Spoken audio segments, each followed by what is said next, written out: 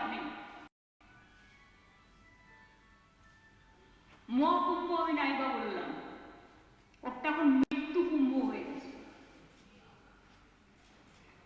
মৃত্যু কূপের মতো। আমি মহাকুম্ভকে সম্মান করি, আমি শ্রদ্ধা জানাই, পবিত্র গঙ্গা মাকে আমি সম্মান করি, কিন্তু প্ল্যানিং না করে এত হাইট তুলে এত লোকের মৃত্যু বললেন 30 জন, কথাটা কি সঠিক? কত ডেড বডি ভাসিয়ে দিয়েছেন নদীতে? কত হাজার হাজার আডোয়ার আগুন লেগেছে।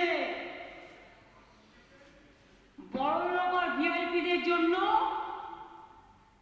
লক্ষ টাকার ক্যাম্প, আর গরিব লোকেদের, সাধারণ লোকেদের জন্য লাইনে দাঁড়ান 15 ঘন্টা 20 ঘন্টা দাঁড়িয়ে, যদি একটা মাদুরেও বসে 2000 টাকা, এক কাপ লাল চাও 500 থেকে 2000 টাকা। তারা যে জায়গাটা গিয়ে স্নান করবে সেটা আলাদা, ভিআইপিদের স্নানের জায়গাটা আলাদা। আর সেই জলটা আপনারা দূষিত করেছেন, বিষাক্ত করেছেন মহাকুম্ভের পবিত্র জায়গাটা। সব জায়গায় হাত তুলে দিয়েছে। সে একবার হয়েছিল না, গণেশ দুধ খাচ্ছে,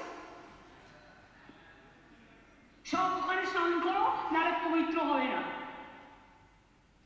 মৃতদেহের ওপর দিয়ে যারা এই হাইট তুলছেন আর